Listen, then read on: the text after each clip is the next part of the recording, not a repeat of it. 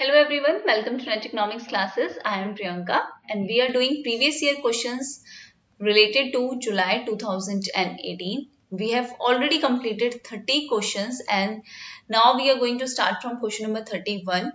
अगर आपने पहले वाली वीडियोस नहीं देखी हैं देन प्लीज पहले वाली वीडियोस देखिए ताकि आप साथ साथ अपने कंसेप्ट्स भी रिवाइज करें, क्योंकि सिर्फ अगर आप बेसिक पढ़ रहे हैं और उससे रिलेटेड क्वेश्चन नहीं कर रहे हैं तो फिर एग्जाम क्लियर होना काफी टफ हो जाता है। ओके, सो क्वेश्चन नंबर 31 से हम स्टार्ट करते हैं। Maximum social advantage is achieved when. हमें मैक्सिमम सोशल एडवांटेज कब मिलता है? ऑप्शंस हमारे 4 गिवन है। First is total social sacrifice is equal to total social benefit. Second is marginal social sacrifice is equal to marginal social benefit. Third is net social sacrifice is equal to net social benefit. And fourth is average social sacrifice is equal to average social benefit. तो सबसे पहले आपको ये पता होना चाहिए maximum social advantage का मतलब क्या है। अगर हम बात करें सो ये जो है वो पब्लिक फाइनेंस से रिलेटेड टॉपिक है और पब्लिक फाइनेंस में मैक्सिमम सोशल एडवांटेज को काफी ज्यादा इंपॉर्टेंस दी गई है in every economy, her economy में। ठीक है, अब इसको प्रोपाउंड करने वाले कौन थे? डॉक्टर डेल्टन, जिन्होंने इस थ्योरी को प्रोपाउंड किया, जिन्होंने मैक्सिमम सोशल एडवांटेज के बारे में बताया। उन्होंने अपनी इस थ्योरी में 2 अजम्पशंस ली थी। पहली अजम्पशन उनकी क्या थी कि टैक्सेस जो हैं वो क्या है? गवर्नमेंट का मेजर सोर्स ऑफ रिवेन्यू है। सो ये तो आपको भी पता है कि टैक्सेस जो है वो मेजर सोर्स ऑफ रिवेन्यू है गवर्नमेंट का। और सेकेंड उन्होंने अजम्पशन क्या ली थी कि law of diminishing marginal social advantage applies to public expenditure. So यहाँ पे कौन सा लॉ अप्लाई होगा? Law of diminishing marginal social advantage. अब आपको मार्जिनल का पता होगा कि इकोनॉमिक्स में हमेशा मार्जिनल का मतलब होता है एडिशनल। अब इसमें इस चीज का क्या मतलब है?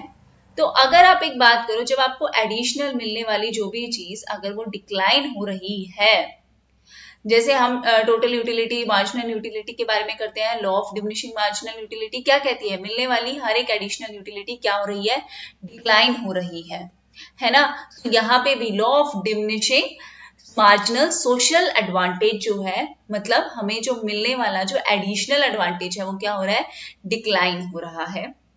सो ये बेसिक 2 अजम्पशंस थी डॉक्टर डेल्टन की। उसके बाद इस चीज को पिगू ने भी डिस्क्राइब किया था और उन्होंने बोला था कि एक्सपेंडिचर्स, देखो एक बात क्या होती है, आप अगर जो भी खर्च कर रहे हो, आप जितना भी सेक्रीफाइस कर रहे हो वो किसके अकॉर्डिंग कर रहे हो? टैक्सेस में कर रहे हो ना सेक्रीफाइस।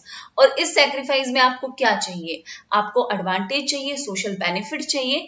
तो यहाँ जो रूल आता है आपका मतलब यह होना चाहिए कि आपका जो मार्जिनल सोशल सेक्रीफाइस है, जो आपका एडिशनल आप जो सेक्रीफाइस कर रहे हो, कम से कम वो इक्वल होना चाहिए हमारे एडिशनल सोशल बेनिफिट के।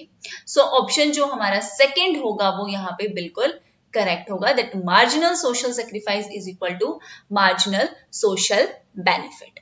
नाउ नेक्स्ट क्वेश्चन पे हम चलते हैं, क्वेश्चन नंबर 32। ये क्वेश्चंस आपको आता होगा क्योंकि हमने ये क्वेश्चन किया भी है काफी पब्लिक फाइनेंस के, जब हमने प्रीवियस ईयर करे थे तो उसमें ये क्वेश्चंस हमने ये क्वेश्चन जो है हमने लिया था। So statutory incidence of tax deals with, किसके साथ डील करता है? The person legally responsible for paying the tax. Second क्या है? The amount of revenue left over after the taxes.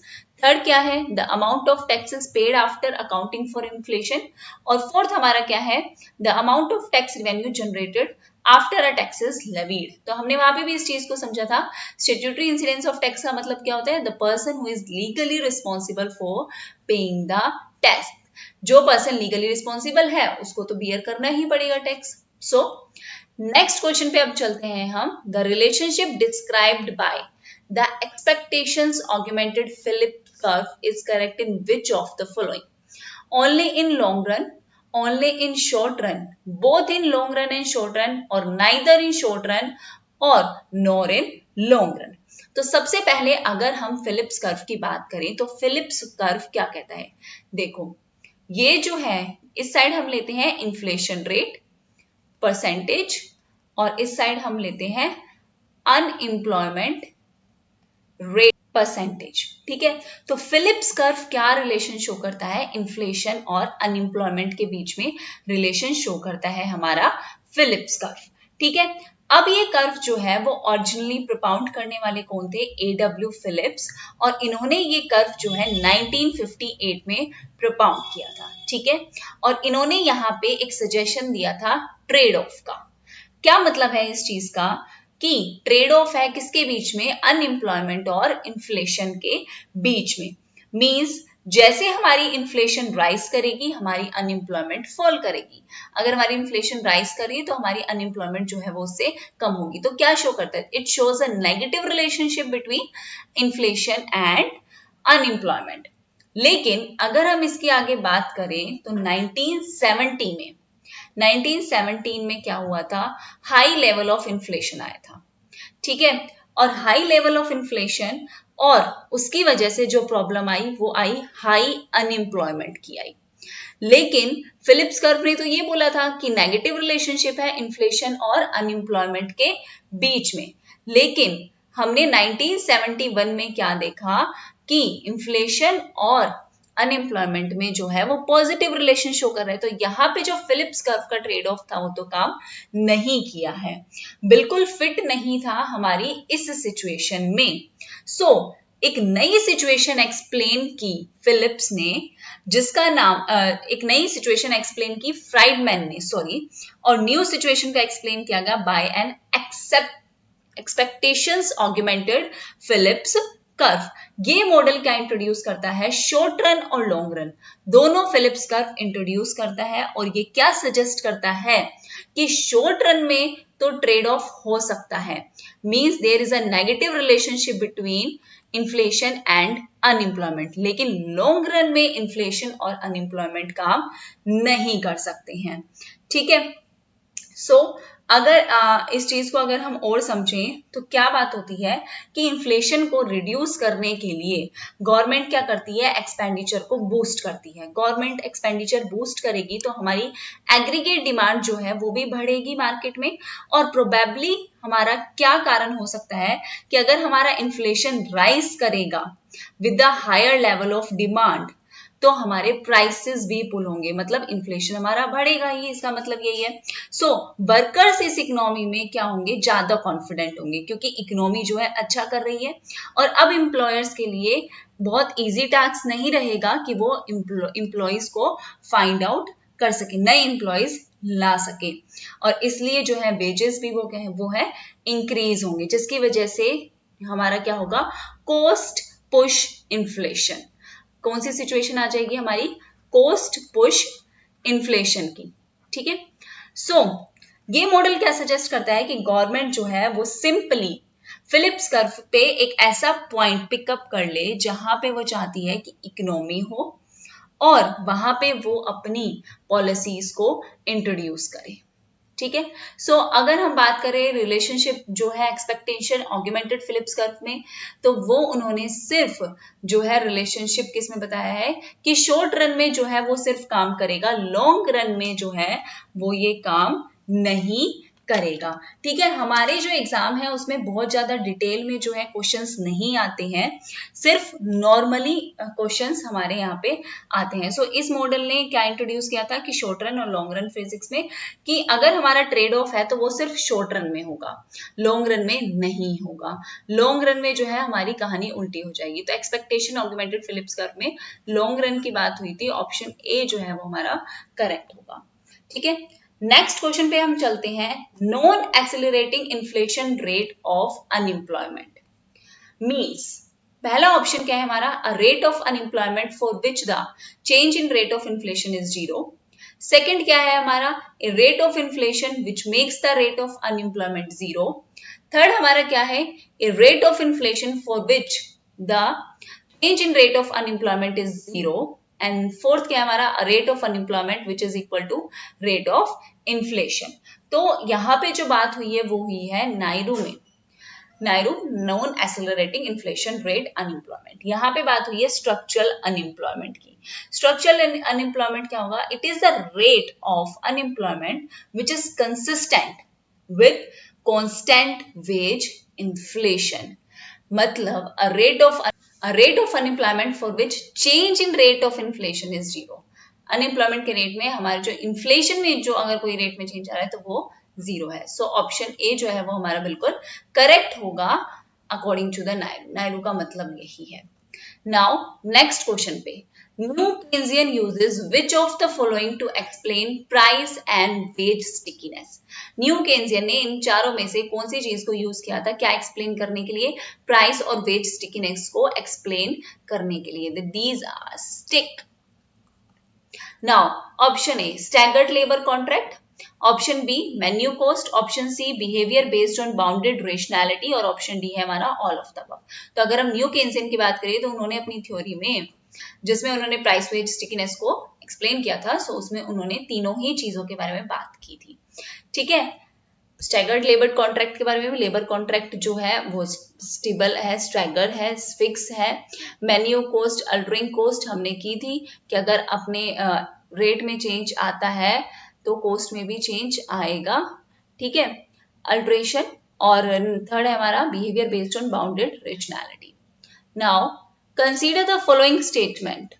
पहला, effective demand in a market is the demand for product or service which occurs when purchasers are constrained in different market. Second है हमारा notional demand is the demand that occurs when purchasers are not constrained in any market. तो यहाँ पे हमें notional demand और effective demand के बारे में पता होना चाहिए. इस चीज को जो है वो हम एग्जांपल से समझेंगे और बहुत ही आसानी से आपको याद रहेगा.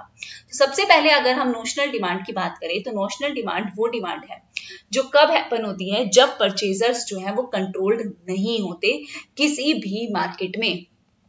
Purchaser customers are not controlled in any other market. मतलब यहाँ पे कस्टमर जो चाहता है वो मिलेगा. ये नहीं है कि अगर वो अफोर्ड नहीं कर पा रहा तो वो मार्केट में है ही नहीं. नहीं, जो कस्टमर चाहता है वो चीज उस मार्केट में मिलेगी. लाइक फॉर एग्जाम्पल अगर हम यहाँ पे जो एग्जाम्पल लें वो स्पोर्ट्स कार का लेते हैं. ठीक है. स्पोर्ट्स कार का अगर हम यहाँ पे एग्जाम्पल ले रहे हैं तो we know that there are only few peoples who can afford this sort of high price purchase. पर ऐसा तो नहीं है ना कि वो बनना बंद हो जाएंगी क्योंकि कुछ ही लोग हैं मार्केट में.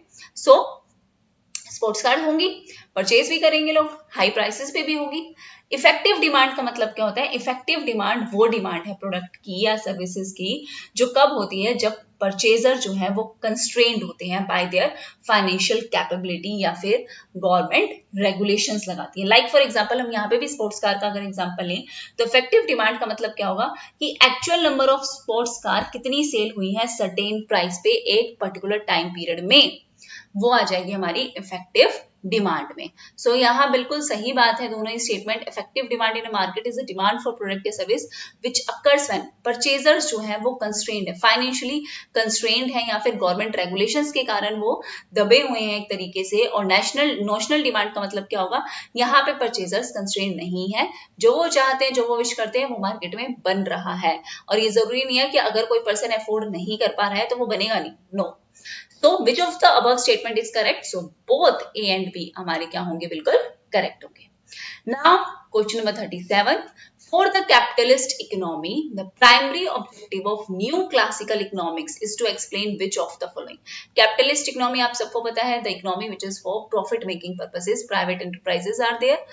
And यहाँ पे primary objective क्या है new classical economics का? Option A business cycle phenomena है. Option second underemployment है. Option third wage price rigidity है. Option fourth effective government policy है. तो यहाँ अगर हम देखें तो क्या हमारा प्राइमरी ऑब्जेक्टिव जो है वो हो सकता है? सो यहाँ पे अगर हम न्यू क्लासिकल इकोनॉमिक्स की बात करें सो यहाँ पे उन्होंने बिजनेस साइकिल फिनोमिना को एक्सप्लेन किया है. सो ऑप्शन ए जो है वो हमारा बिल्कुल करेक्ट होता है. Now next question. Which of the following growth model assume neutral technical progress? Harold model ने एज्यूम किया, सोलो मॉडल ने एज्यूम किया, दोनों ने एज्यूम किया या किसी ने भी एज्यूम नहीं किया? तो सबसे पहले आपको ये पता होना चाहिए न्यूट्रियल टेक्निकल प्रोग्रेस है क्या. सो न्यूट्रियल टेक्निकल प्रोग्रेस का मतलब क्या है कि यहाँ पे ये प्रोड्यूसर को अलाउ कर रहा है to produce more with same capital capital के एंड लेबर आर एल। यहाँ पे कैपिटल लेबर रेशो सेम रहेगा और प्रोड्यूसर जो है ज्यादा प्रोड्यूस कर सकता है with the same capital labour ratio. तो दोनों ही मॉडल है, चाहे वो हेरोड हो चाहे वो सोलो हो, दोनों ही मॉडल में ये बात की गई है। सो ऑप्शन सी जो है, मतलब ऑप्शन थर्ड जो है, वो हमारा बिल्कुल करेक्ट होता है। Now in an economy the GDP deflator is found to be 110 for the current year, and if the GDP has registered an annual growth rate of 15% in the same year की बात हो रही है, then the rate of growth of real GDP is, क्या होगी? तो real GDP growth किसके equal होती है? Nominal GDP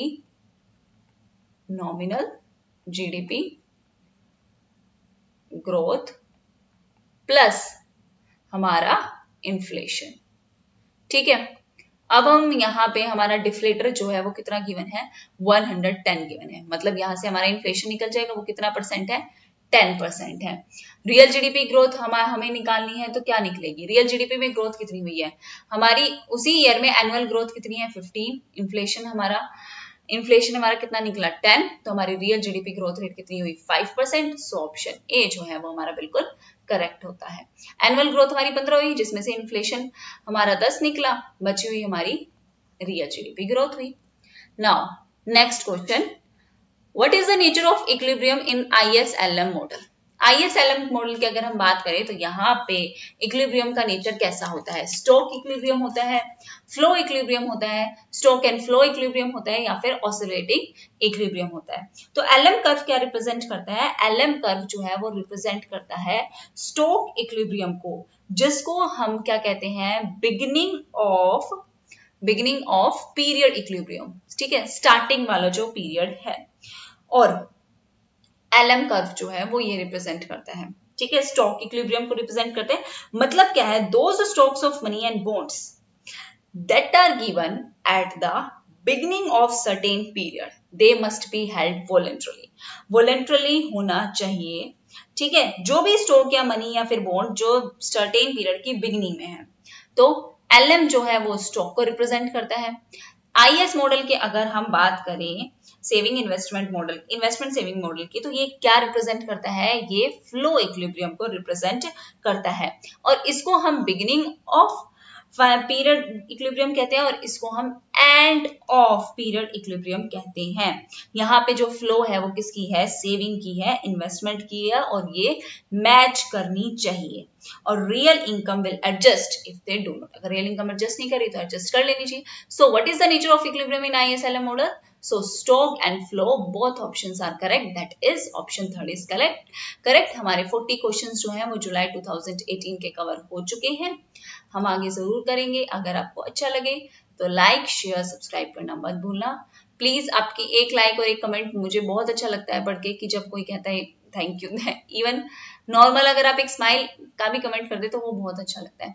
so thank you very much everyone. हमेशा पढ़ते रहो, हमेशा खुश रहो, और हमेशा ध्यान रखो कि कुछ ना कुछ करते रहना है। You don't need to be consistent, you are not a stock concept, you have to be a flow concept. आपको एक स्टॉक की तरह पड़े नहीं रहना, आपको बहते रहना है, चलते रहना है। So thank you very much everyone, thank you very much. Stay safe, stay healthy, take care everyone, bye bye।